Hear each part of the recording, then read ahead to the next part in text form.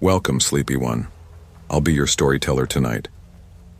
Before we begin, please like and subscribe for more bedtime stories. Let me know in the comments where you're watching from. And now, close your eyes. Let's begin. I never thought a quiet summer could twist into a nightmare. It began like any other golden July afternoon. Thick, lazy heat soaking into the skin, the kind that makes the world feel half asleep. I was stretched out by the pool, earbuds in, half dozing to some indie playlist.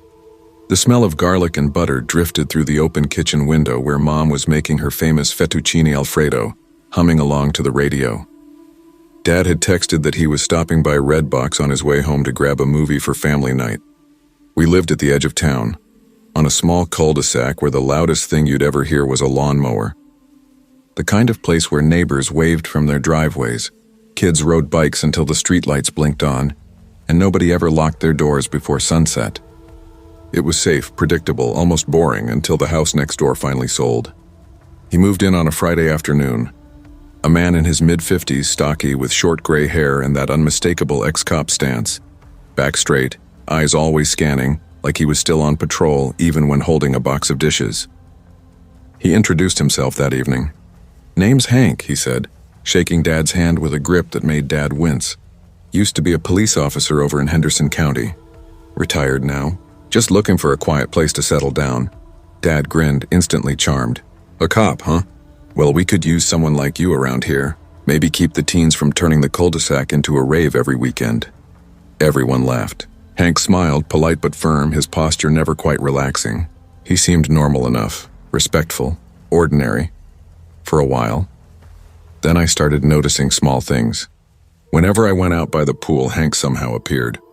Sometimes he'd be watering his plants. Other times he'd be checking the mail or fixing the fence. But even when I wasn't looking directly at him, I could feel it, the weight of his gaze, heavy and deliberate. I told myself I was imagining it. Maybe he was just lonely, trying to be friendly. But one afternoon, as I lay stretched out on the chair, sunlight warming my skin, his voice carried over the fence. "Hey there," he called. "You're out here every day, huh? Must be nice being young. You a student or what?" I sat up, tugged out one earbud, and forced a polite smile. "Yeah, starting college soon." He nodded slowly, eyes trailing over me in a way that made my stomach knot.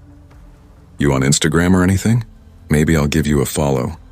I froze, caught off guard. Nah," I lied. "Don't really do social media much." "Oh, that's too bad," he said casually, and then lifted his phone. "Mind if I grab a picture? The light's real nice right now." Before I could even process the words, the shutter clicked. My smile dropped. Why'd you take that?" He chuckled, awkward but not sorry. "Just testing the camera, sweetheart. Didn't mean nothing by it."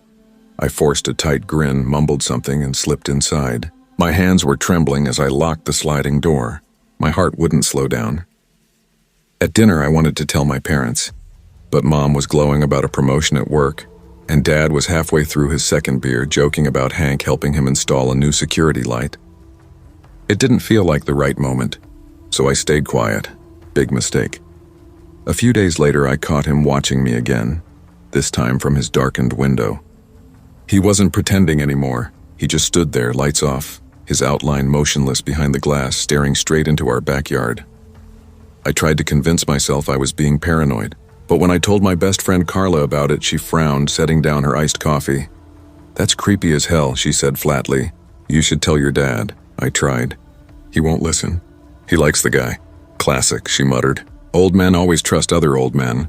You want me to come by sometime? Maybe if he sees you're not alone." "Yeah," I said quietly. "Maybe that's smart." That night I couldn't sleep. My stomach was tight, my chest restless. I sat by the window, staring across the yard at Hank's dark house. Around midnight, his bedroom light flickered on. Curiosity, or maybe fear, got the better of me. Dad had bought me a telescope last Christmas for stargazing. That night I used it for something else. I aimed it at Hank's window. At first I could only make out his silhouette. Then he turned. My breath caught. He was holding his phone, and my picture was glowing on the screen. The same one he'd taken by the pool.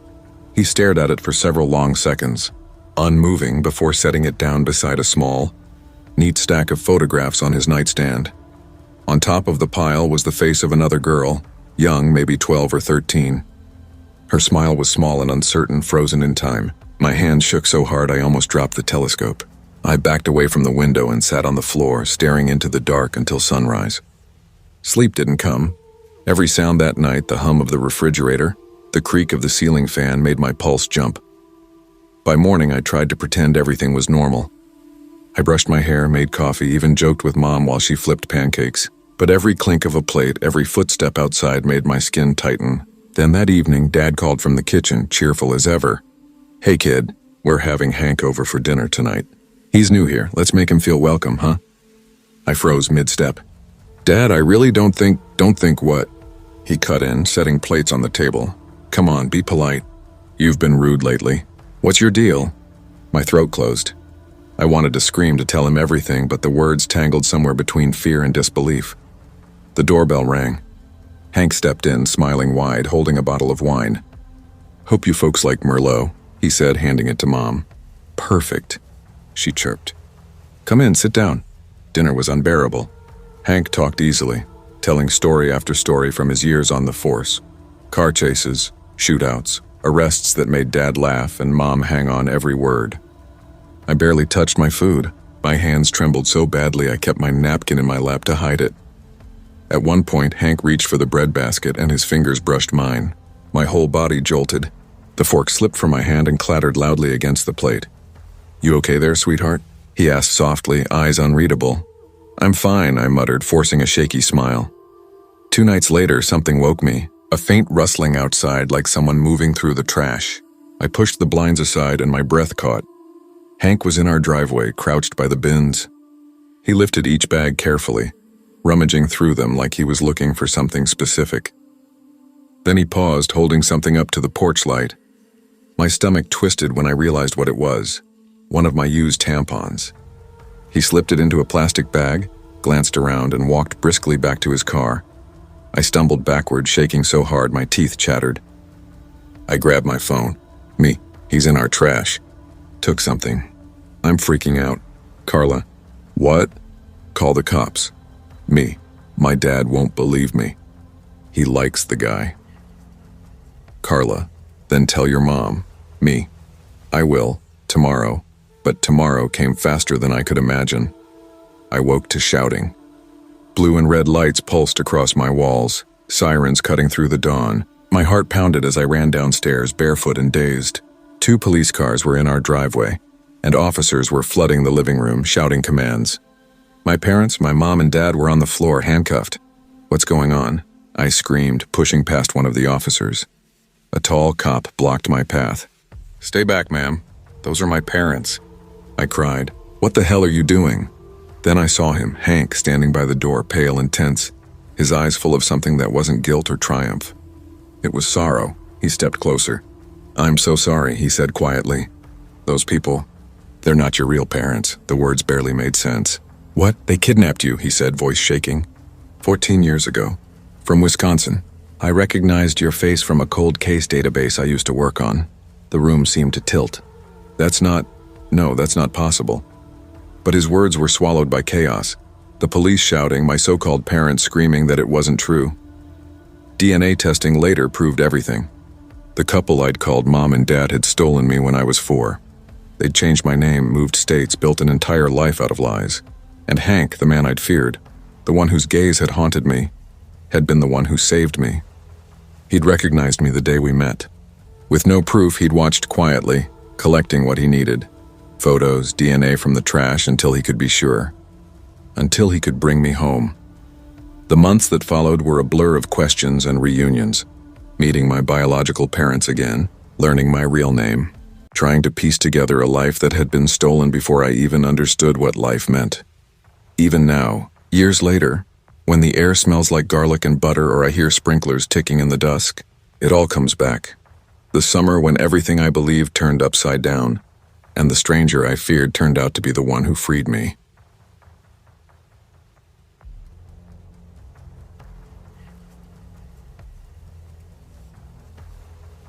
I've lived on Cedar Lane for about 8 months now, and until a few weeks ago I would have sworn it was the quietest street in all of Everett. Nothing ever really happens here. The kind of place where the nights hum with sprinklers and the weekends echo with the sound of kids laughing over bouncing basketballs. I moved here after a messy breakup, chasing some quiet. A small one-bedroom on the second floor of a duplex facing the street. Simple, predictable, peaceful, until the girl showed up. It started one Thursday morning. Same routine as always. I was waiting for the Route 27 bus to downtown, earbuds in, half zoned out, scrolling through work emails. The stop was just a metal bench beneath a sun-bleached ad for a dentist with an unsettlingly wide grin. Across the street, a big oak tree threw long shadows over the cracked sidewalk. I remember the air that morning, crisp enough to see my breath, the sun still rubbing sleep from its eyes behind the houses. I was staring down the road, looking for the faint glow of headlights when that instinct hit me. Someone was too close. That prickling awareness crawled up my neck. I turned. A girl stood right beside me, maybe 8 or 9 years old, skin pale as chalk, hair the color of wet dirt, tangled but tucked neatly behind one ear. Her backpack looked heavy enough to topple her over, one strap hanging loose off her shoulder. She didn't fidget, didn't smile, just stared. "Hey, kiddo," I said, awkwardly tugging one earbud free. "You scared me there." Nothing. Not even a blink. Her gaze stayed fixed on me. Then she spoke softly, like she was saying something secret. "You're really pretty." It caught me off guard. I gave a small laugh. "Well, thanks. That's sweet of you." But she didn't move. Her eyes stayed on mine, too still, too calm. Then she tilted her head slightly, her voice even and eerily quiet. "I'm going to rip your face off." I froze. My stomach flipped so hard I almost laughed again, out of shock more than humor. "What?" I said, half laughing, searching her face for any sign she was joking. She just blinked once, slow. "You'll see." That's when I noticed him. A man standing across the street, tall, scruffy, maybe mid-40s, gray hoodie pulled up. He was watching us, not just glancing, watching. I thought, that's her dad. But then the girl's head whipped around, following my gaze. She pointed at him suddenly, her voice ripping through the morning air. "Stop watching me." Her scream didn't sound like it came from a child. Too sharp, too loud, like something straining to fit through her small frame. The man jerked, startled, then turned and ran. Just bolted down the sidewalk without looking back. The girl faced me again. Her eyes were huge now, wide and hollow. Then without another word, she spun around and sprinted after him, her backpack bouncing wildly. I stood there, frozen, my pulse hammering in my ears. The bus arrived 30 seconds later, sighing to a stop beside me. I climbed on autopilot, fumbling my card, dropped it twice before I finally got it to scan. My hands wouldn't stop shaking. For days afterward, I couldn't stop thinking about her. Every detail replayed in my mind like a looping nightmare. The way her voice stayed calm, the look in her eyes, the man running. I even brought it up at lunch with one of my coworkers. She shrugged, poking her salad. "Kids say creepy shit all the time. You ever see those TikToks where they talk about past lives?" I laughed weakly, pretending that explanation settled something in me. God, I wanted it to. Then came last Saturday. I was waiting outside my friend Nate's apartment building, killing time while he grabbed his jacket. The place was 2, maybe 3 suburbs away from Cedar Lane, miles from that bus stop. The sky was painted in streaks of orange and blue, the air smelling faintly of rain. I leaned on the railing, cigarette in hand, scrolling through my phone, half lost in thought. Then I saw her. Same backpack, same messy brown hair, walking down the sidewalk, slow, deliberate steps like she'd been walking forever. My stomach dropped straight through me. No way. She stopped in front of me, looking up. Her voice was calm again, steady and wrong. "You," she said. "I know you." My mouth went dry. Yeah. I think we've, met before. At the bus stop, right?" She didn't answer. Her eyes followed the trail of smoke curling from my cigarette, then lifted back to my face. Her head tilted again, same slow, deliberate motion, as if she were studying me like a puzzle she couldn't quite solve. "You shouldn't be here," she said quietly. My stomach tightened. "What do you mean?" She took a small step closer, her sneakers whispering against the concrete. "He doesn't like when people talk to me." I blinked, glancing up and down the street. The air smelled faintly of rain and car exhaust. Who doesn't? The change in her expression was subtle but wrong. Not fear. Something like surprise, confusion that I didn't already understand. Her voice dropped to a whisper. "The man from across the street." A chill crawled down my spine. "Your dad?" She shook her head slowly. "No, not my dad. He just follows." For a moment, I didn't know what to say. My throat went dry. I kept half an eye on the building door, waiting for Nate to come out and rescue me from whatever this was. But she just stood there, motionless, watching me. Her silence pressed heavy between us. Finally, I forced a breath and tried to sound calm. "Look, kid, are you lost?" Do you need me to call someone? Her brow furrowed like she was listening to something I couldn't hear. Then she said softly, "He said you'd say that." My heart kicked hard. Who did? Her eyes narrowed just a fraction. The corners of her mouth twitched like she was holding back a smile. "You'll see soon." The words hit me like déjà vu, same tone, same calm certainty. I opened my mouth, but before I could speak, Nate's voice echoed down the steps. "Yo, you ready?" I turned toward him, relief flooding through me. Yeah, 1 sec. When I looked back, the sidewalk was empty. The girl was gone. No running footsteps, no sound at all. Just the faint sway of the trees in the evening wind. That night, I tried to shrug it off. Nate and I hung out, drank a few beers, played video games. But I couldn't shake her from my head. Every creak in the hallway made me glance at the window. Every shadow felt too long. By midnight, I'd had enough and decided to head home. Cedar Lane was quiet when I got off the bus. Quiet the way only small streets get after midnight. Streetlights hummed and flickered one by one, casting uneven pools of yellow across the pavement. I crossed the spot where I'd first met her.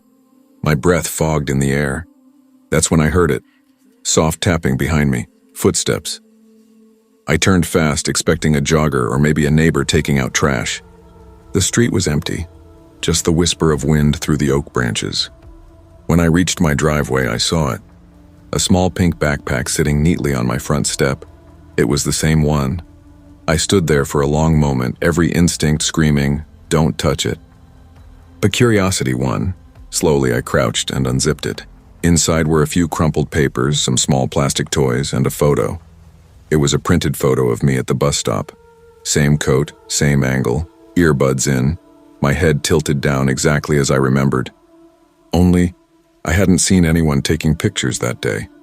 Across the bottom, scrawled in messy black marker, were 3 words. "You'll see soon." That night, I didn't sleep. Every creak in the house made my heart jolt. Around 2 a.m. I heard it again, a faint scraping sound from outside my window. I pushed the blinds aside. She was standing under the flickering streetlight, face tilted up toward my apartment. Same blank stare. My breath caught. "Jesus Christ," I whispered. She raised one hand slowly, pointed toward my window and said something. Her lips moved, but I couldn't hear through the glass. Against every sane impulse, I unlatched the window just enough for her voice to drift through. Quiet. Calm. Icy. "He's behind you." I spun around, heart pounding so hard it hurt. Nothing. Empty room. When I turned back, she was gone. Weeks passed without a sign of her. I started to convince myself it had all been stress. Grief from the breakup, too many sleepless nights. Maybe I'd imagined it all. But last night, everything came back. I came home from work and noticed the front door slightly open. I could have sworn I'd locked it. My voice shook as I called out, "Hello?" No answer. The air inside felt thick, stagnant. I stepped into the living room and froze. Every photo frame I owned had been turned around, faces pressed to the wall, except one. On the coffee table lay that same printed photo of me at the bus stop. Only now, beneath the words, "You'll see soon," someone had drawn a small black heart. Then, 3 slow knocks at the door. My stomach dropped. I crept to the peephole. No one. But there on the doormat was another photo. This one was taken from inside my apartment. My back to the camera, sitting on the couch, watching TV. That was when I called the cops. They searched, took statements, said it was probably a prank, maybe some neighborhood kid. But tonight, right now, as I write this, I can hear it again. That faint tapping at my window. Every time I glance at the glass, I catch a flicker of movement, a small shadow slipping out of sight. I don't know what she is. I don't know who that man was. But I know this. I should have never talked to that girl on Cedar Lane. Because now every night she comes back, and each time she's a little closer.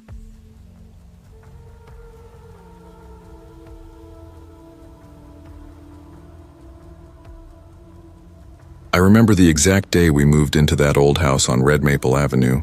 It was a chilly April morning, sunlight slanting through bare branches and the air smelled of wet earth and rain. Rachel was already inside, tearing open boxes, humming to herself while our twins, Ben and Logan, 6 and unstoppable, ran circles around the yard, their laughter sharp and bright in the cold. For once, I felt like we'd done something right. I just started working remotely for a logistics company after years of city commutes, and Rachel had picked up a few shifts at the local library. The place was perfect, a big backyard, a detached garage, a quiet corner lot. The neighborhood felt peaceful, the kind of place where people waved and kids biked in the street. We thought it was the kind of home our boys could grow up safe in. But there was something about the back corner of that lot that made me uneasy. Behind the fence, tangled in a wall of wild trees and bushes, sat another house, barely visible, like someone had buried it on purpose. I could just make out the roofline through the branches. I didn't know who lived there, and at first I didn't care. The neighbor to our right, though, Ivan, was another story. He moved in about 8 months later. Mid-50s, maybe older. Heavy Eastern European accent, Russian, maybe Ukrainian, I could never tell. Always in gray work pants and a tucked-in collared shirt, even in 90-degree heat.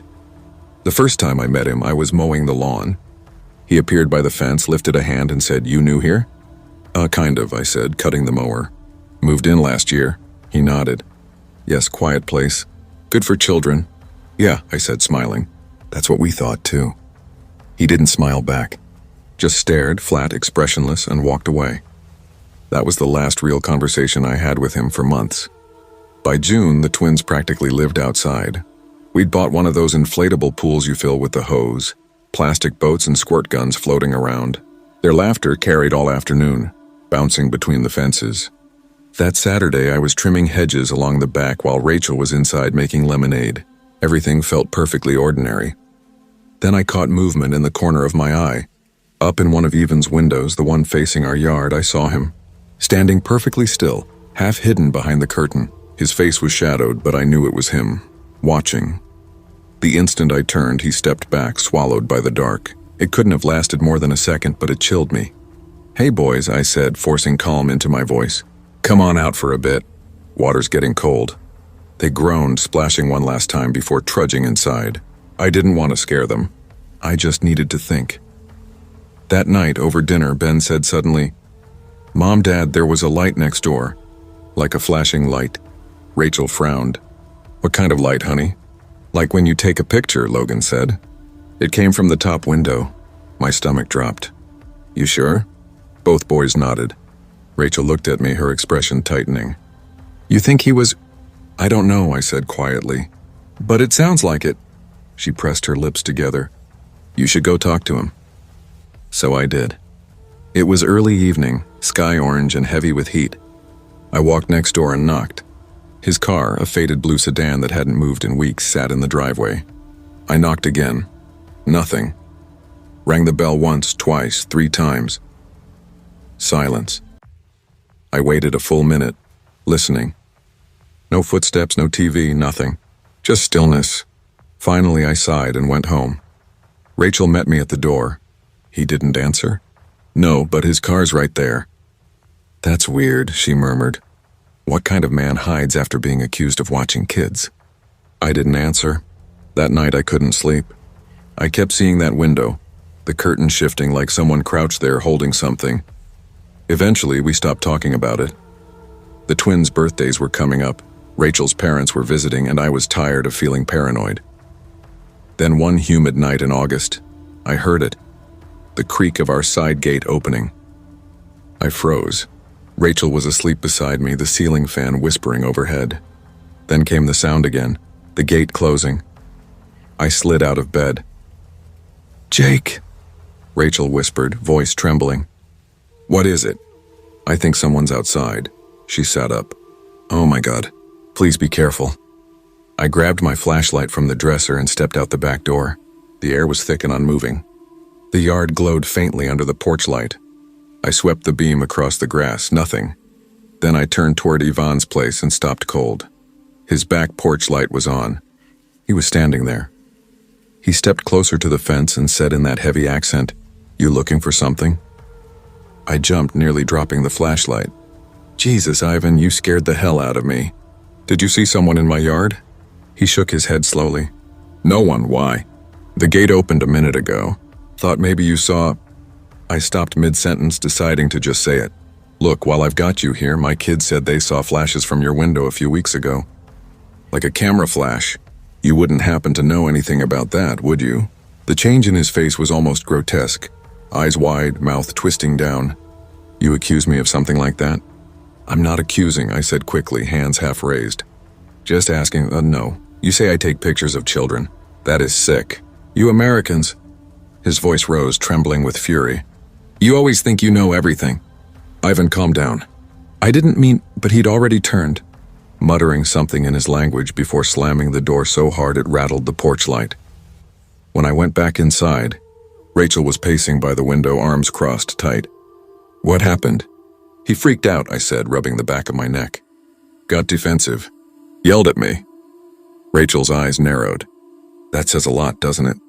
I didn't respond, but inside I knew she was right. 3 weeks later, September came. The nights had cooled, the air thick with the smell of damp leaves. I woke to Rachel shaking me hard. "Jake, get up. The boys, listen." I sat up, heart hammering. Then I heard it, the twins screaming downstairs. We stumbled over each other, racing to their room. Ben was standing by the window crying, and Logan was curled up on the bed, trembling. "Dad!" Ben sobbed. "There was a man at the window. There was a flash." My blood ran cold. I rushed to the window, yanking the blinds. The yard outside was empty, silent, but the air felt wrong, like it had just been disturbed. I grabbed both boys, carried them upstairs. Rachel was crying now too, voice shaking. "What happened?" "They said someone was outside. With a flash!" "Oh God!" She pressed her hands to her face. "I'll check Ivan's place," I said, already moving toward the hall. I went to the bedroom window that faced his house. It was pitch dark except for one thing. Upstairs in that same window overlooking our yard, a curtain moved, and behind it, faint but unmistakable, was Ivan's face. He was staring right at me. Then the light went out. I stormed downstairs before Rachel could stop me, flung open the door and ran across the lawn. My fist pounded against his door over and over. "Open the goddamn door, Ivan!"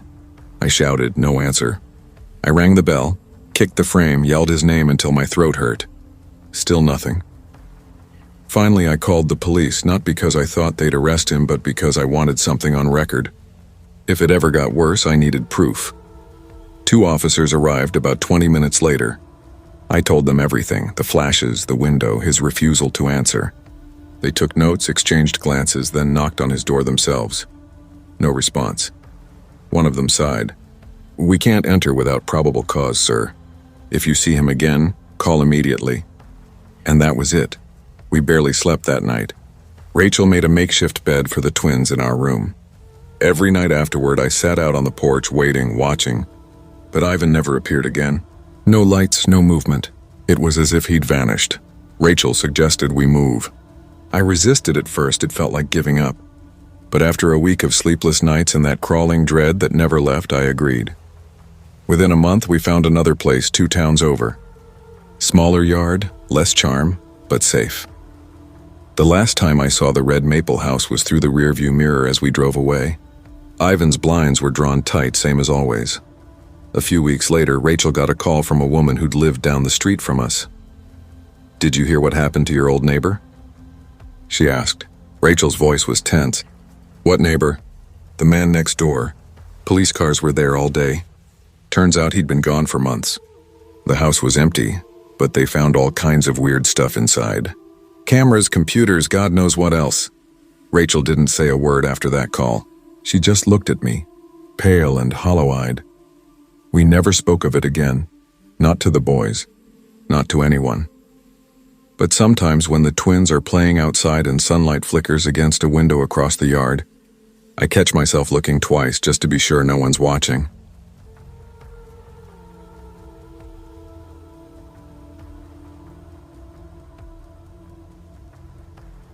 I moved into that house in early September, just before the leaves began to burn with autumn colors. It was nothing remarkable, just a small, one-story structure with beige siding and a narrow driveway that barely squeezed in my car, alongside my girlfriend's battered Honda Civic. But it was ours. For the first time, really ours. No roommates, no thumping footsteps above or below, no paper-thin walls that transmitted every cough or late-night argument. Peace. Quiet. Lena had been my girlfriend for 4 years. We had scoured rentals for months before landing on this place in Cedar Hollow, a sleepy Long Island town where the biggest drama usually involved a diner updating its menu, or some kid making the paper for hitting a home run. Sidewalks were clean, lawns small and manicured, and at dusk couples with leashed dogs would drift through the streets like clockwork. Our house sat at the end of a cul-de-sac with maybe 6 other homes. Across the street, a cluster of trees guarded a county drainage basin. Behind our yard, only one house peeked over the tall wooden fence, the same house that would eventually make me question everything I thought I knew about normal suburban life. The first few weeks were blissful. I worked from home. Lena taught at a nearby elementary school, and in the evenings we sipped cheap wine on the back porch, letting the crickets chorus fill the quiet air. We felt like we'd finally made it, like we were doing something right. It wasn't until October that we noticed them, the kids. It started on a Sunday morning. I was raking the backyard leaves when a soft giggle floated through the air. Not just any giggle, the unmistakable, high-pitched tinkle of a child. I looked up, expecting maybe a neighbor's kid had lobbed a ball over the fence. But no ball came. Instead, I saw 2 small heads, just the tops, peeking over the fence at the back of our yard. They didn't move. "Hey there," I called, half smiling. "You guys lost something?" No response. Just 2 tiny heads frozen like statues. Then, almost in unison, they ducked down as if playing hide-and-seek. I shrugged it off. Kids were weird, I told myself. Later that night, Lena and I were sprawled on the living room couch, the TV murmuring in the background when she froze mid-sentence, her fork pausing in mid-air. Did you just see that?" she whispered, eyes fixed on the back window. "See what?" I asked, leaning in. "Someone. At the window." I stood immediately. The blinds were half closed, but I thought I saw a flicker of movement just beyond the glass. Heart thudding, I slid open the door and flipped on the porch light. Empty yard, no one. Lena stared, pale and tense. "I swear I saw a face," she said. "Probably a reflection," I muttered, forcing calm. "Could have been your shadow."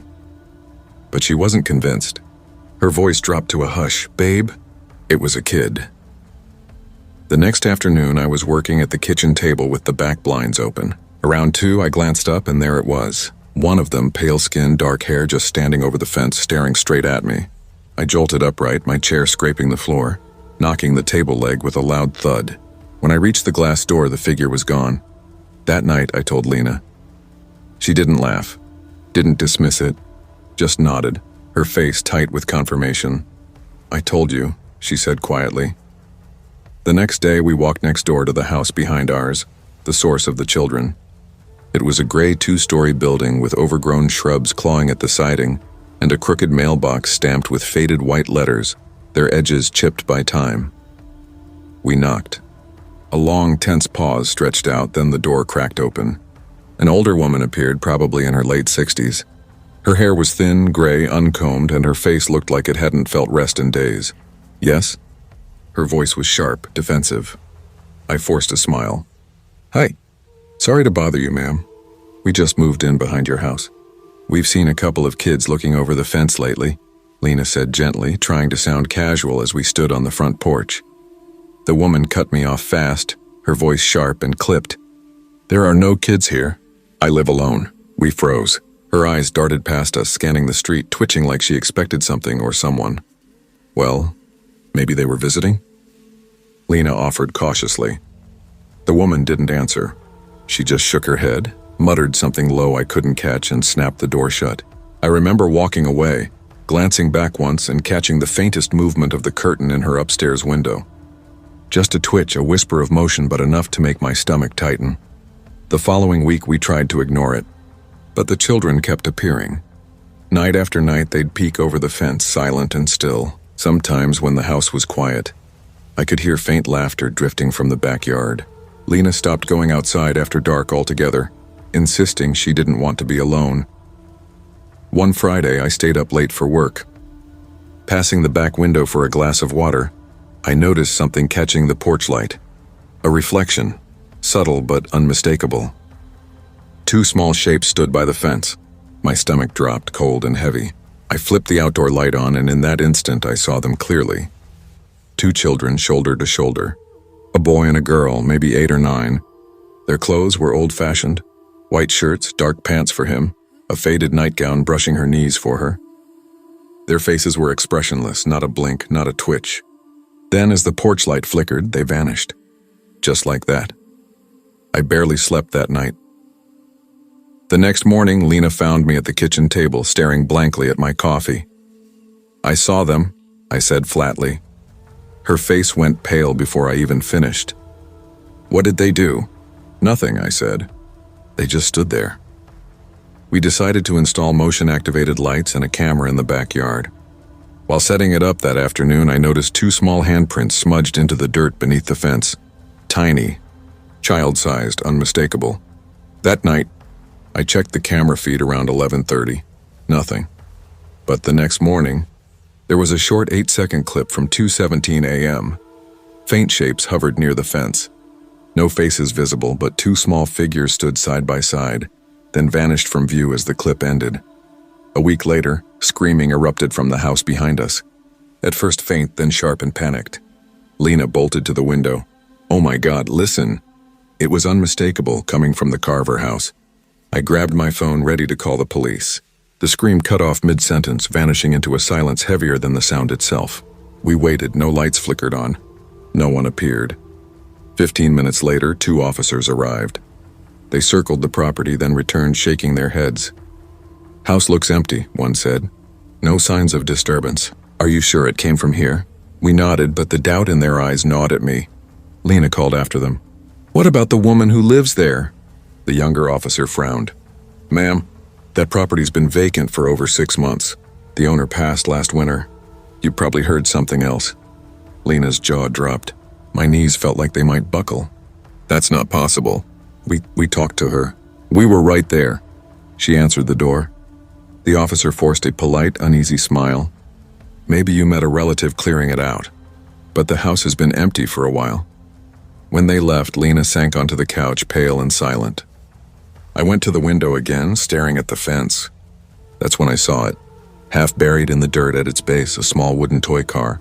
Faded red paint, 1 wheel missing, the bottom scrawled in shaky handwriting. Tommy Carver, age 9. I haven't seen the kids since that night. But sometimes, standing at the kitchen sink, I feel it. The same stillness, the sense of eyes pressing through the glass. And once, when the wind was low and the night completely silent, I could have sworn I heard it again. Soft giggling from behind the fence, faint and knowing, as if they were still there. Watching, waiting.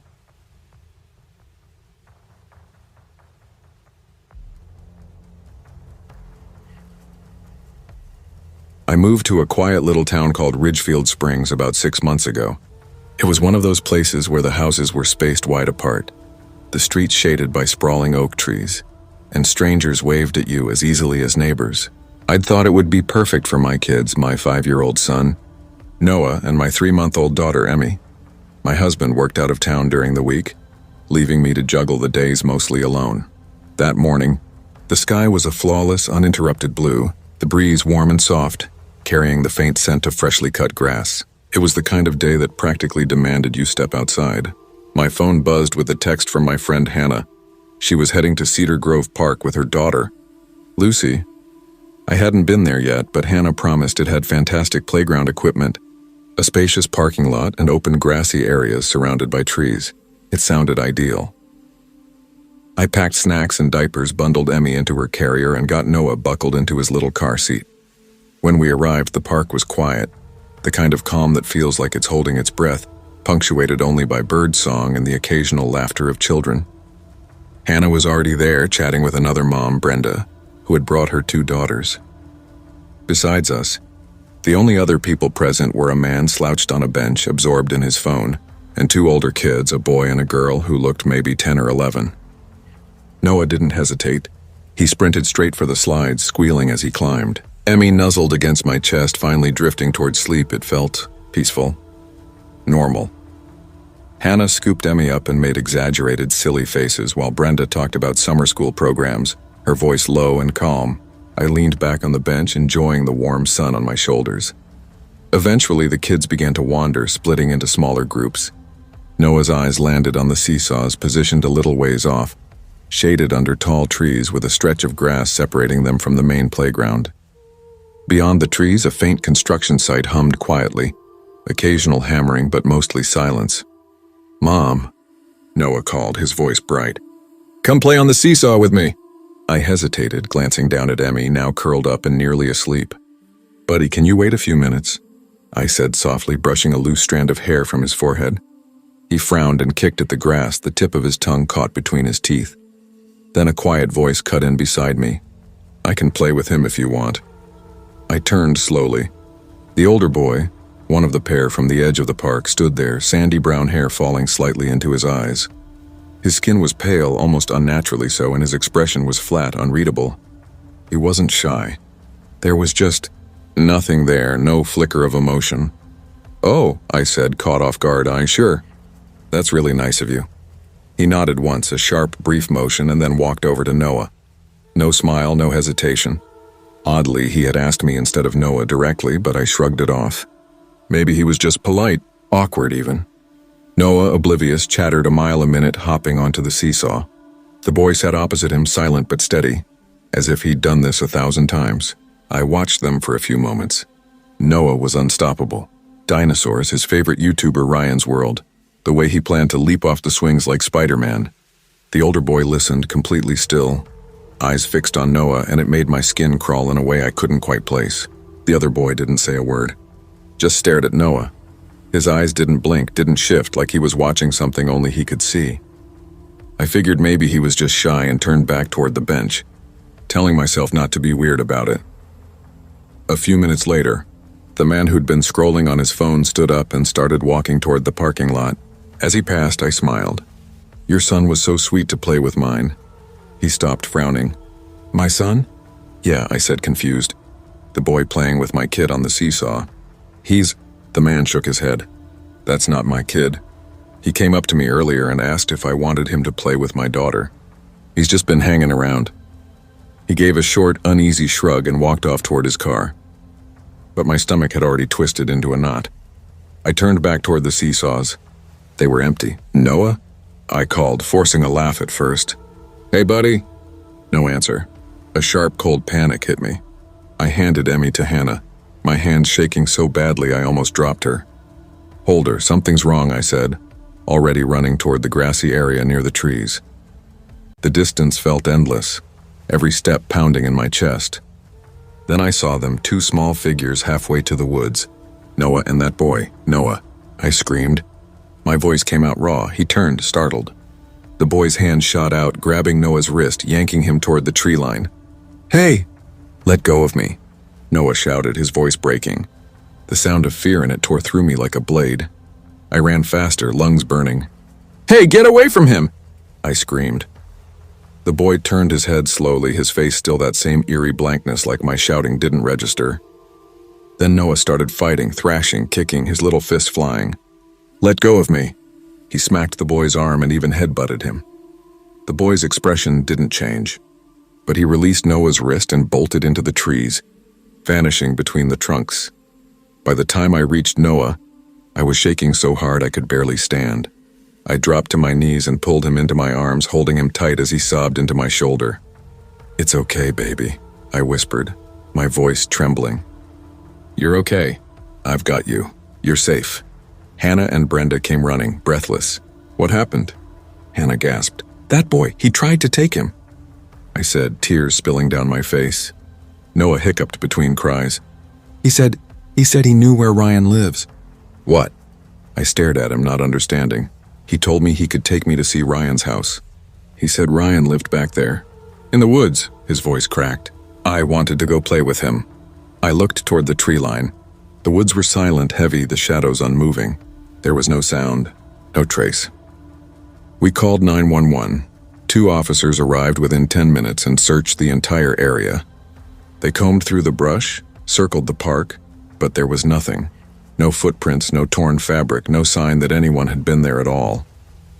One of them, Deputy Carson, tried to reassure me. "Ma'am, kids wander off sometimes. Maybe he was just another local boy," he said gently, but no one ever came forward. No parent claimed him. No one else at the park knew who he was. That night, after I finally got Noah and Emmy to sleep, I sat in the living room staring at the baby monitor. The faint hiss of static filled the silence. Every creak in the walls made my heart jump. The next day, I went back to Cedar Grove Park.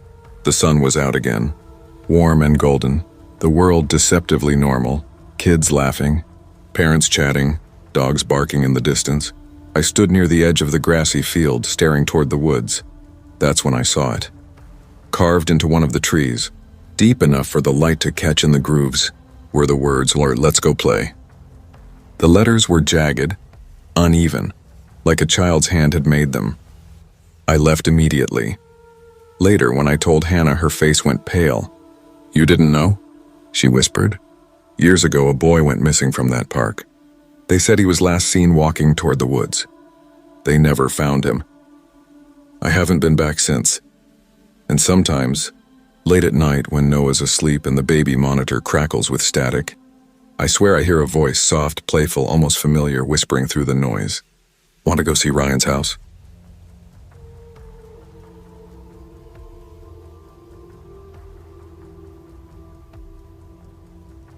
I don't talk about this memory often. Hell, for decades I didn't even remember it. My mind had buried it so deep that it took a random evening with my siblings for it to claw its way back. Sharp and insistent.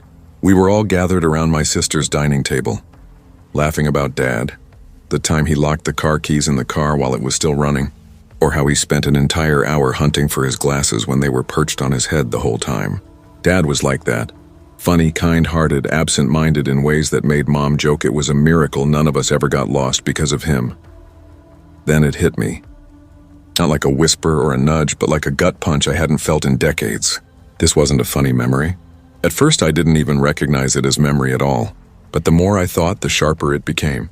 The smells, the sounds, the sun on my skin, the way the sand clung to my knees. Every detail came rushing back. I must have been 4, almost 5. We lived in Grayson Cove then, a quiet coastal town near the southern tip of Maine, a place no one outside the state had ever heard of.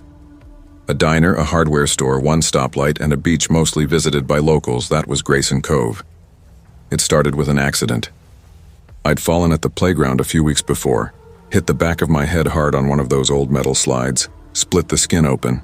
I remember the blood, Mom's scream, the way Dad carried me to the ER with a towel pressed against my scalp.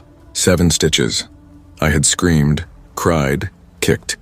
I'd been dramatic enough for the doctor to shake his head and tell my parents he'd never seen a kid throw such a fit over a simple fix. Weeks later, when the stitches were ready to come out, Dad volunteered to take me. Mom had a shift at the grocery store and couldn't go. I remember the crunchy paper covering the exam table, the doctor snipping and pulling. I didn't cry this time. Determined to show how brave I could be, I sat stiff and silent. When it was over, the doctor smiled. "You did good, champ." Dad's chest puffed with pride on the drive home. "You know what?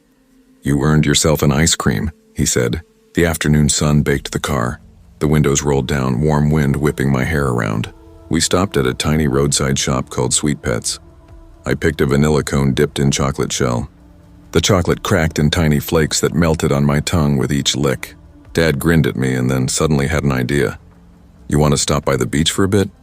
I nodded so fast my ice cream nearly fell. Grayson Beach was just 10 minutes away, a small strip of sand tucked behind dunes, driftwood scattered like forgotten toys, a faint tang of seaweed in the air.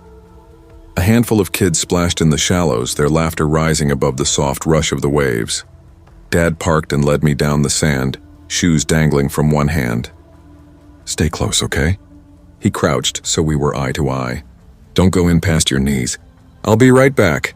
Just gotta hit the restroom." "Okay, Daddy," I said. He brushed my hair from my face and handed me the rest of my ice cream. "You're my brave girl today." Then he turned and walked toward the restrooms near the parking lot. I didn't think much of it. He'd left me for a minute or two before. I was obedient, quiet, happy just to stand there at the edge of the surf, feeling cold water rush over my feet. That's when I saw him. A boy, maybe 9 or 10, standing a little ways down the beach, just far enough that I couldn't make out his face. But I noticed his sun-bleached hair sticking up in messy clumps. He noticed me staring and waved. I waved back. A minute later, he wandered closer, the water sloshing around his legs. The day was warm, salty, ordinary, but something in the air shifted the moment he stepped closer. I didn't know it yet, but that moment, so simple, so innocent, was the beginning of a memory I'd never truly forget. "You live around here?" the boy asked, smiling wide enough for the sunlight to flash off his teeth. I shook my head. "No, my dad just brought me here." He tilted his head, curious. "Oh yeah? You on vacation or something?" "Just a little trip. I got my stitches out today." His eyebrows shot up. "Stitches? What happened?" "I fell on the playground," I said proudly. "Split my head open. The doctor had to sew it up, but I didn't even cry this time." "Wow," he said, sounding impressed. "That's tough." "Yeah," I puffed my chest out a little. "I'm brave now." He smiled again, but it didn't feel like the kind of smile people give when they're proud of you. It lingered too long, tugging at the corners of his mouth in a way that made my stomach twist. At 4 years old, I didn't have the words for it, but something about that grin felt wrong, like he was amused by something I didn't get. "You ever swim before?" he asked. "Sort of," I said, "but I can't go past my knees. My dad said so." He let out a soft laugh, the kind that sounds friendly but isn't. "Your dad's not even here. I can teach you real quick. It's easy." I hesitated. "I'll get in trouble." He stepped closer, the surf swirling around his shins. "What, you scared or something?" "Thought you were brave." My little fists clenched at my sides. Brave. I'd said it myself. I didn't want him to think I was lying. So I took a few hesitant steps forward. The cold water rose past my knees, then up to my waist. He grinned. "See? That's not so bad." Then he moved closer again. Too close. Before I could react, his hands shot out, grabbing my arms, and he shoved me under. I didn't even have time to scream. Salt water flooded my mouth and nose. The world exploded into silence, except for the muffled rush of bubbles and the pounding of my own heart. I kicked and thrashed, tiny fingers clawing at his wrists. But he was stronger. So much stronger. Through the wavering light, I could see his shape above me. He wasn't laughing. He wasn't even smiling anymore. His face was blank, cold, deliberate. He was holding me down on purpose. My lungs burned. My chest felt like it might burst. I'm going to die, I thought. And then, suddenly, his grip vanished. Strong arms yanked me upward. I broke the surface, coughing, choking, screaming. My dad's voice, raw, terrified, cut through everything. He scooped me out of the water and pressed me against his chest. I'll never forget his face, the confusion melting into horror, then into something darker. Rage. He wrapped a towel around me, patting my back as I sobbed into his shirt. "It's okay. You're okay, baby. You're okay." He said it over and over like he was trying to convince himself. When I could finally breathe, I looked around. The boy was gone. The other kids, too. The beach looked empty, eerily empty, just the wind and the soft crash of waves. Dad stood scanning the shoreline. "Who was it?" he demanded. "Who did that to you?" I pointed with a trembling hand toward the water. "The boy," I whispered. "The blonde boy." Dad's jaw tightened. His face went red. Without another word, he turned toward the parking lot, muttering something under his breath. I think he meant to find the kid or his parents if they existed, but they were already gone. The beach felt different after that. Too quiet, too still. We left not long after. Dad didn't say a word on the drive home. His hands gripped the steering wheel so hard his knuckles were white. Every now and then he'd glance at me in the rearview mirror, his eyes wet, his mouth tight. He never told Mom. I know that because if he had, she'd have lost her mind, not just at the boy, but at him too for leaving me alone. A few weeks later, Dad got a new job inland. We moved. I started school. Life went on.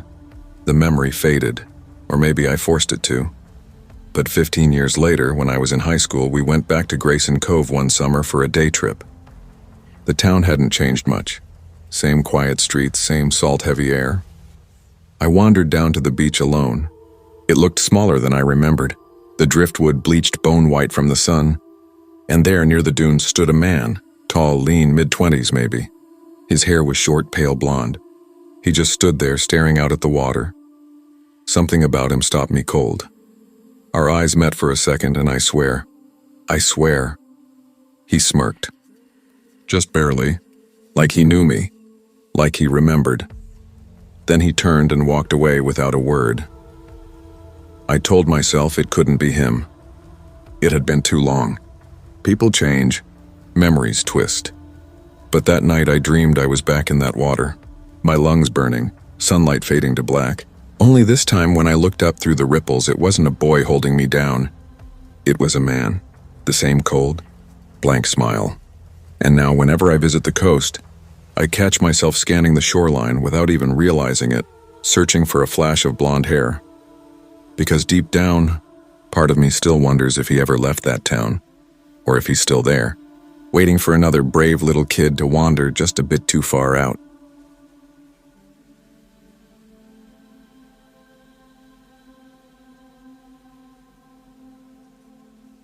I moved into that apartment complex the first week of August, right before the fall semester started. It was supposed to be a clean slate. New city, new school, new life. After everything that fell apart back home, all I wanted was quiet.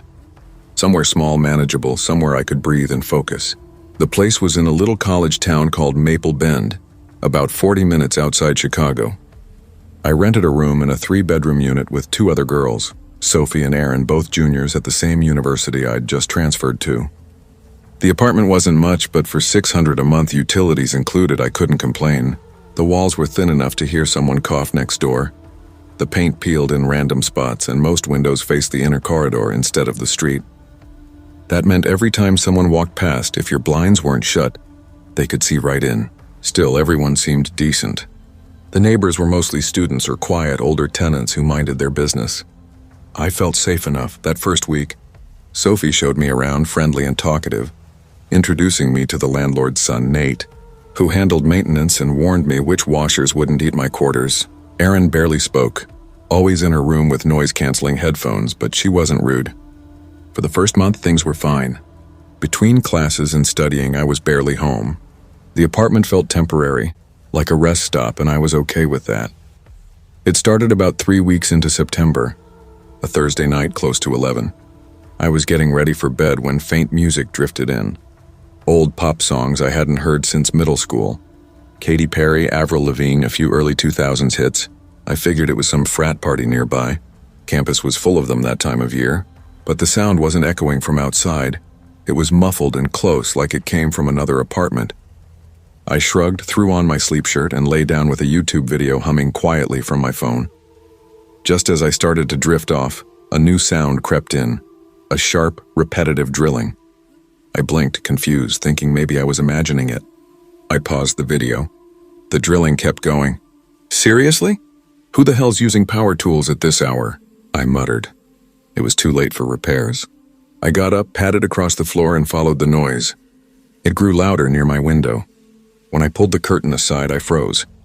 The sound was coming from across the narrow corridor, from Unit 2B.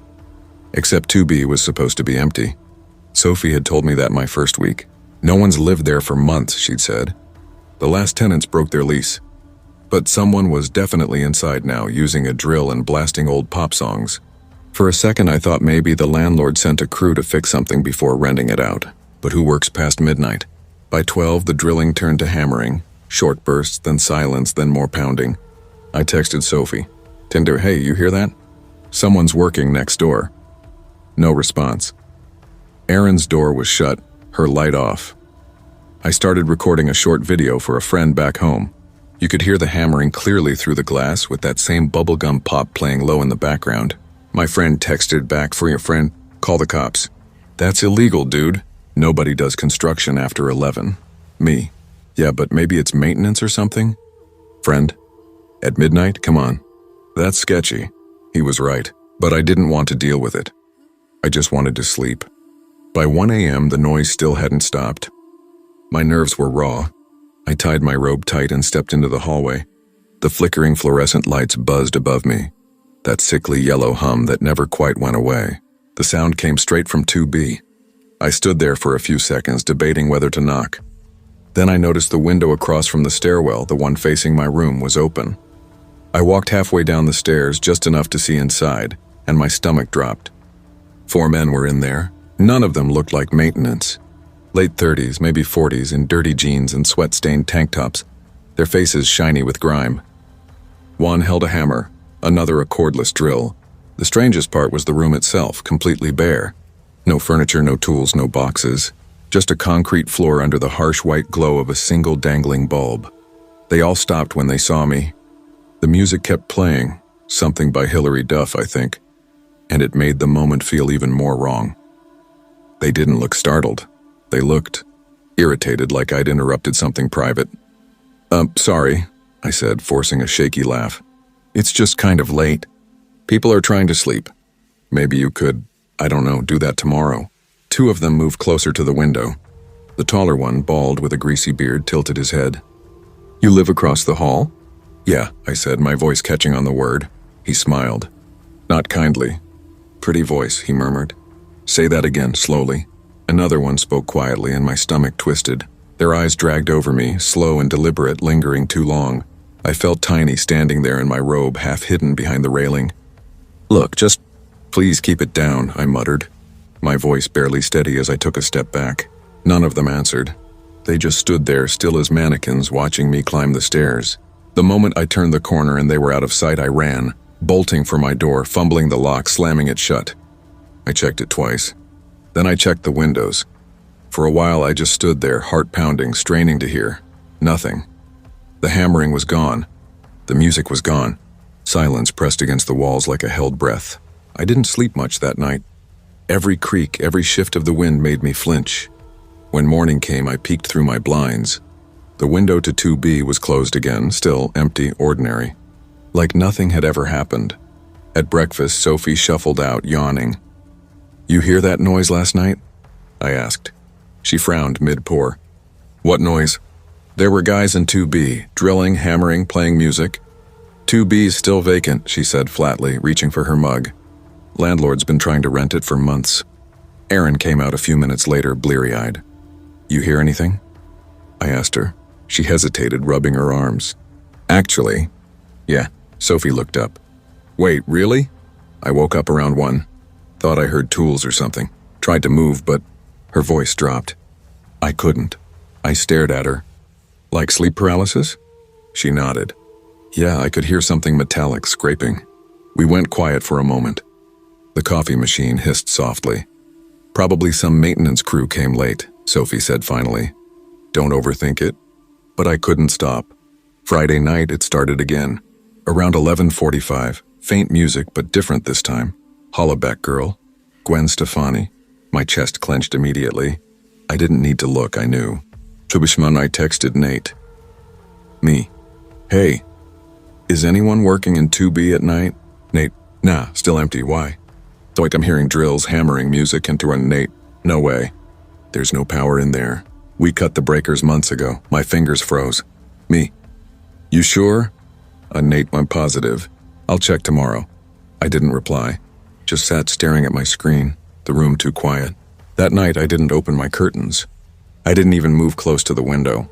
I just listened. The music faded around 1. But at 3:30 I woke again. No music now, no hammering. Just breathing. Slow, heavy breathing right outside my window. I held still, held my breath. The air felt thick, electric. Then came a faint shuffle, like shoes dragging over carpet, and silence again. When Nate arrived that afternoon, I followed him to 2B. He unlocked the door, swinging it wide. He was right. The place was spotless, bare concrete floors, dust on the walls, no furniture, no wires, nothing. But the air felt wrong, stale and metallic like old pennies or blood. What about those stains? I asked, pointing at dark smudges in the far corner. Nate crouched, pressed his thumb to one. Probably rust. Pipe leak or something. He straightened, brushed his hands off. Told you, no one's been in here. I tried not to think about it. That night I stayed in the living room, earbuds in, pretending to study. Sophie went out. Erin was gone for the weekend. I was alone. Around midnight, I pulled an earbud out to grab some water and froze. The faintest thread of music floated through the floorboards. Kelly Clarkson this time, Since You Been Gone. My breath hitched. The sound wasn't coming from across the hall anymore. It was coming from below me. The basement. The door to the storage basement was near the mailboxes on the first floor. I'd never been down there. It was supposed to be maintenance only. But when I reached the end of the hallway, the door stood slightly ajar. A thin strip of yellow light flickered underneath. I hesitated, hand hovering over my phone. Then came voices, muffled but unmistakably male. Hold him tighter, no, like that. Shut up. You want to wake her up again? My chest seized. Just finish it, another voice said. I stepped back, barely breathing, then the floorboard creaked under my heel. Silence. Then, soft laughter. One voice, slow, deliberate. Footsteps followed, measured, heavy, creeping up the basement stairs. I ran, locked my door. My hands shook as I dialed Sophie, no answer. Then Nate, I whispered when he picked up. Someone's in the basement. There are people down there. What? What do you mean, people? Men, 4 of them. I heard them talking, or hold him tighter. Call the cops. I'm coming right now. Before I could, there was a knock at our apartment door. 3 slow knocks. I froze. Another said, harder this time. Sophie? I whispered. Nothing.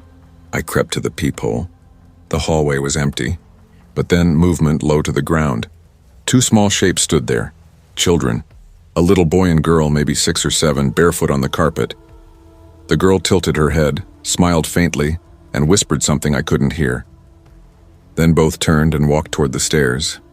Calm, unhurried. I didn't move until Nate arrived 20 minutes later with the cops.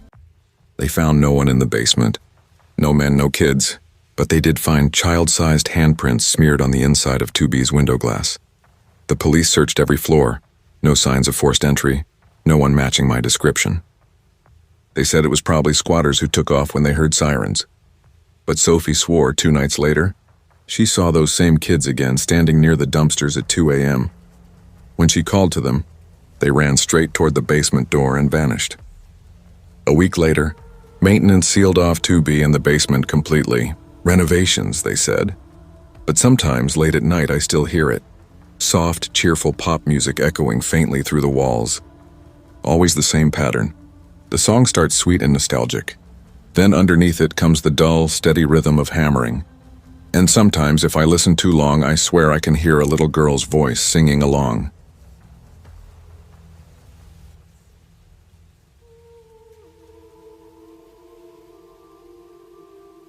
I never used to think much about neighbors growing up. They were just background noise. People you waved to when taking out the trash or borrowed sugar from mid-recipe. When I first moved to the small town of Ridgeview, I figured it'd be the same. Quiet streets, polite smiles, maybe the occasional barbecue invite. But I was wrong. I'd been there 3 months when I met the kids next door, and I swear to God I've never looked at children the same way since. I moved into that house on Maple Court in early October. A single-story rental with an overgrown backyard and a crooked mailbox that leaned toward the street like it was eavesdropping on gossip. The rent was cheap, which should have been my first red flag. The landlord, Mr. Tully, said it was because the last tenants left in a hurry.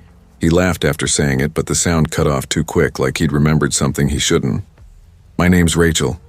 I was 28 then, freshly divorced and desperate to start over.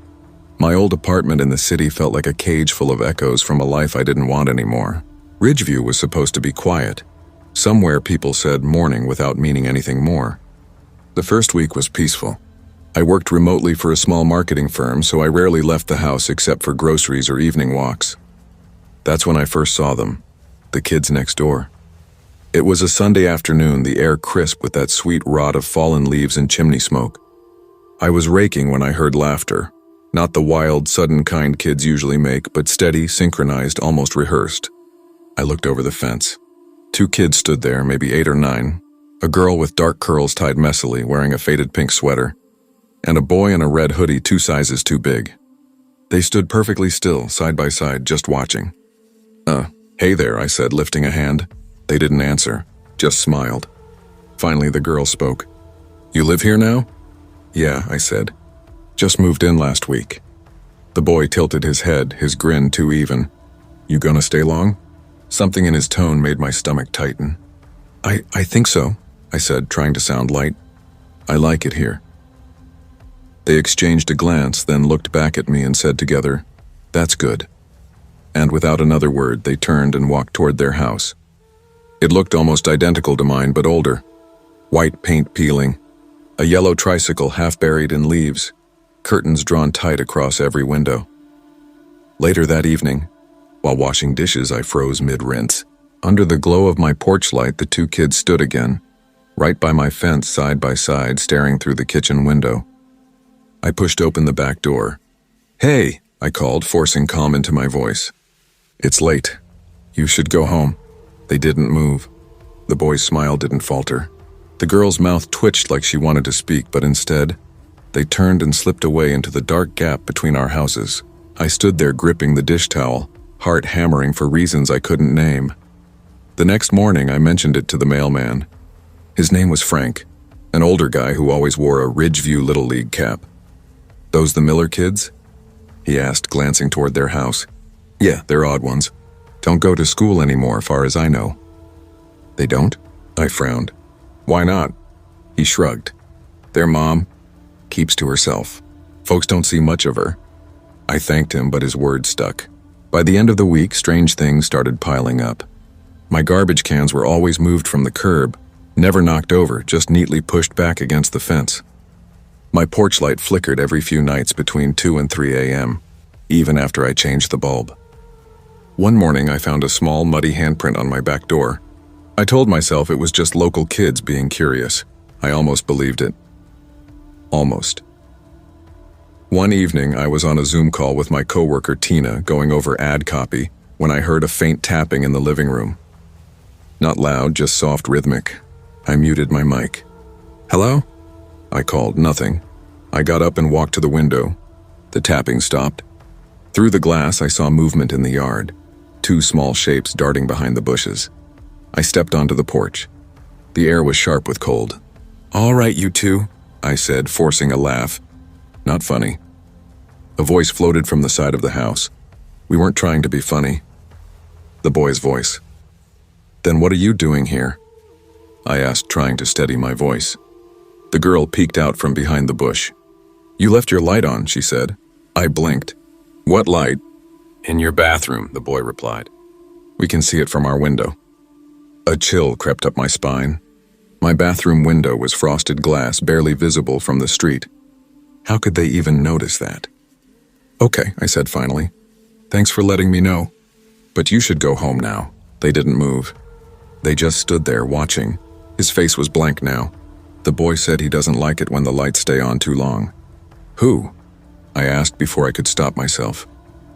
The man who lives between the houses, the girl whispered. Then they both turned and ran, vanishing into the dark. That night, I barely slept. Every creak, every shifting shadow made me flinch. Around 1:30 a.m., I heard a faint dragging sound outside my bedroom window. Something scraping against the siding, slow and deliberate. I pulled the curtain back an inch. Nothing. Just the yard, silver and empty under the moonlight. But the next morning, when I went out, 3 deep scratches scarred the wall below that window. They looked carved, like someone had used a key or a nail. 3 long, frantic lines etched into the paint. A week later, I finally met their mother.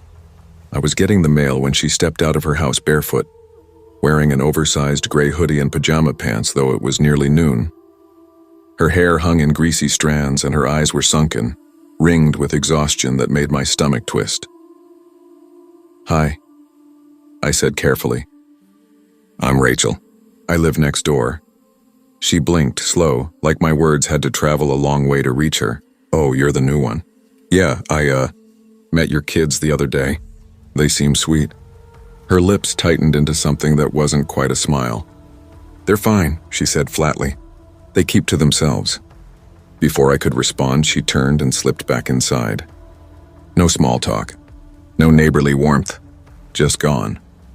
That same evening, I saw something I still can't explain. I was making tea around 9 when I glanced out my kitchen window. Their house was dark, except for a faint glow in an upstairs room. The girl stood there, pressed against the glass, her face pale in the light. She was holding something, a stuffed rabbit maybe, but her expression was wrong. She wasn't looking out, she was looking down, directly at me. I stepped back, my mug clinking against the counter. Then something moved behind her, a tall shape, much too tall to be a child. The light blinked out. The next morning I went straight to the police station. I didn't want to sound crazy, so I told the officer, Deputy Harris, that I was worried about the kids.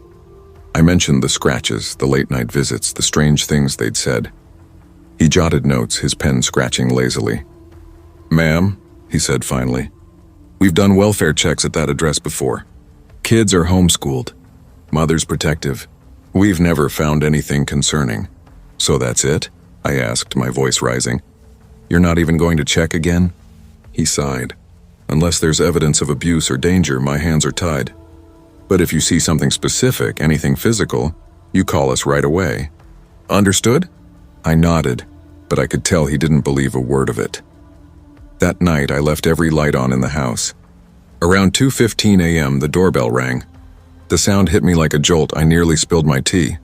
Who the hell rings a doorbell at that hour? It rang again. I crept to the peephole. The girl stood there alone, face pale and streaked with tears. I unlocked the door and opened it just an inch. "Sweetheart, are you okay?" She looked up at me. "He's mad," she whispered. My skin prickled. "Who?" "The man between the houses." I swallowed hard. "Do you want to come in? I can call your mom." Before she could answer, a sharp, shrill whistle cut through the night from somewhere outside. The girl's face drained of color. "I have to go," she said, stepping back. He said, "No talking." "Wait." I started, but she was already running, disappearing into the shadows. The next morning, I went to check on them. Their front door was slightly open. I knocked. "Hello?" My voice echoed in the still air. "It's Rachel." No response. The house smelled stale, mold, dust, and something faintly metallic. Boxes and old toys cluttered the floor. Drawings were taped to the walls. Crude sketches of tall, thin figures standing between two houses, faces scribbled out in thick black crayon. "Hello?" I called again, my throat dry. Then came the sound of slow footsteps upstairs, one then another, steady and deliberate. I froze at the bottom of the staircase. "Hello?" I said again, my voice trembling. A door creaked open at the top. The boy stood there holding a small flashlight, its beam flickering. "She's not here," he said softly. "Where's your mom?" He tilted his head. "She went outside last night." My stomach turned to ice. "Did she come back?" He shook his head, then whispered, "You should go home now. He doesn't like visitors." That was the last time I saw them. 2 days later, the Miller house was empty. Curtains open, lights off, silent. No one saw them leave. Even Frank, the mailman, hadn't noticed a thing. Their car was gone too. A week after that, a for rent sign appeared in the yard. It's been 3 years since then. I still live in Ridgeview, though I've thought about leaving more times than I can count. Sometimes I catch myself staring at that house. It's still empty. The tricycle's still there, rusted, half buried in weeds. And sometimes, when the wind's just right, I hear laughter. Not the kind that makes you smile, the kind that crawls under your skin. And just before dawn, when the light is gray and thin, I sometimes see them, 2 small figures standing between the houses, watching, waiting. And if I look too long, I swear I see something taller standing behind them.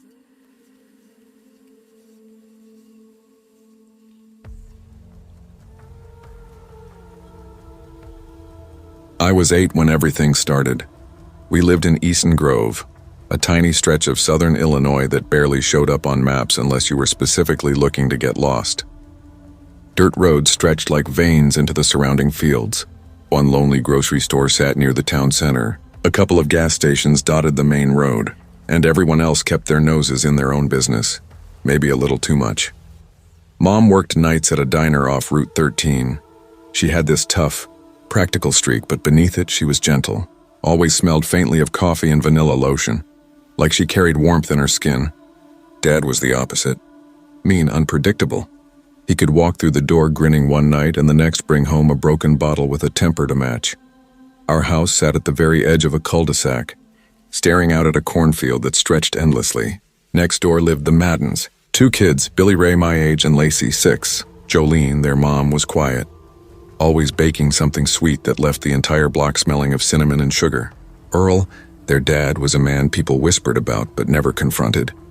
Construction worker, bald, huge hands, permanent scowl. When he yelled, the sound could cut through our closed windows, seeping into our kitchen like a dark fog. That's the way of small towns. You hear everything, but you say nothing.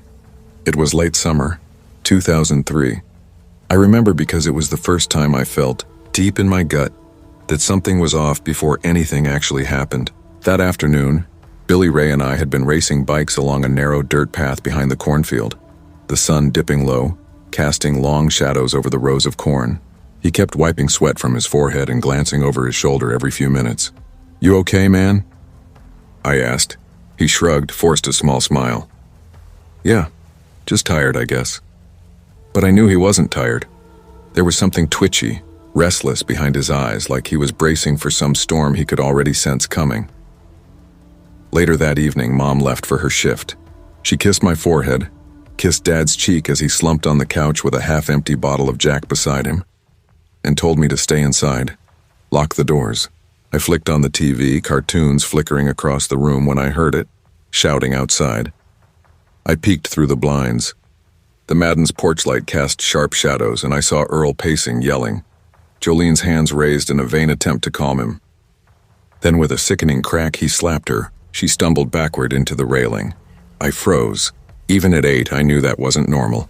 My hands were shaking. Part of me wanted to run for Dad, but that part of him that should have been a protector didn't exist. Billy Ray appeared in our doorway then, barefoot, clutching Lacey's small hand. Their eyes were wide, wet with fear. I opened our front door before thinking. "Come in!" "Quick," I urged. They ran across the porch, Lacey's soft sobs breaking the quiet. I locked the door behind them and guided them to the kitchen. "You guys okay?" I asked. Billy Ray nodded, his voice cracking. He's going to kill her!" My chest tightened. I couldn't speak. I just knew we had to do something. "Call Mom," I urged them. "She'll know what to do." I grabbed the landline and dialed the number stuck on the fridge. 2 rings. Then her voice, low and tired, came through, the clatter of dishes faint in the background. "Hello, Mom," I whispered. "It's me. Billy Ray and Lacey are here. Their dad..." A sudden deafening bang outside cut me off, followed by a silence that roared in my ears. I dropped the phone. For what felt like forever, none of us moved. Lacey's soft sobs were the only sound. Then came the heavy footsteps on our porch. Slow, deliberate. "Billy," a deep, chilling voice called. "Lacey, come on out now." It was Earl. Billy Ray grabbed my arm, his fingers digging in tight. "Don't answer," he hissed. The door handle rattled once, twice, then a sharp, violent knock that made me flinch. "Open the damn door, boy," a voice growled. My dad stirred on the couch, mumbling something incoherent. "What the hell's going on?" He slurred, rubbing his eyes. He stumbled toward the hallway, and before I could stop him, his hand was on the doorknob. "What do you want?" Dad's voice shook slightly, thick with liquor. Earl stood there, face red, eyes wild, his right hand bleeding, the left hidden behind his leg. "Your kid's got something that's mine," he said, quiet but heavy. Dad squinted. "The hell are you talking about?" Earl didn't answer. He just stepped forward, and that's when I saw it, a hammer gleaming dimly in his hand. Everything after that blurred, like I was trapped inside a nightmare. Dad swung first, a clumsy punch that caught Earl square in the jaw. The hammer clattered to the porch and they collided, grappling like wild animals. "Run!" Billy Ray screamed. I grabbed Lacey's small hand and bolted down the hallway toward the back door. The cool air hit us like a slap, dirt and grass clinging to our bare feet. I turned just in time to see Earl shove Dad against the house and raise the hammer again. The sound it made, I can still hear it in my bones. We ran toward the cornfield, barefoot, crying, lungs burning. The night smelled of damp earth and gasoline, the darkness heavy and suffocating. Yelling followed us, echoing between the rows of corn. Then another thud. Then silence. We didn't stop until we reached the old irrigation shed at the far edge of the field. I pulled Lacey inside, shutting the door and pressing my back against the wood. trying to quiet the frantic pounding of my heart. Billy Ray was trembling violently. We have to go back for Mom," he whispered. "She's gone, Billy," I said, the words tasting wrong, bitter. I didn't know why I said it. I just knew. We stayed in that shed until sunrise, clinging to each other in the shadows. When the sirens finally cut through the night, we stepped out slowly, hands raised like criminals, eyes wide and hollow. The cops found Earl's truck still idling in the driveway. Jolene was gone. Dad lay on the kitchen floor, alive but barely, eyes glassy, skin pale. Earl was found an hour later, sitting at the edge of the cornfield, the hammer still in his lap. He didn't even flinch when they approached. They called it a crime of passion. That phrase has always haunted me. There's no passion in smashing someone's skull in front of their children, only hate. Billy Ray and Lacey went to live with their aunt in Wisconsin. I never saw them again. Sometimes when I drift half asleep, I still hear Lacey's quiet, broken whisper, asking if her mom would ever wake up. Dad survived, but he never came back the same. He stopped drinking. He barely spoke. For years, I thought he blamed me for opening that door. Sometimes I think he did. He died in his sleep when I was 21. I didn't cry. When I turned 30, I finally started therapy. Nightmares had haunted me for years, the same one over and over. Back in that house, the porch light flickering, the hammer echoing through the walls.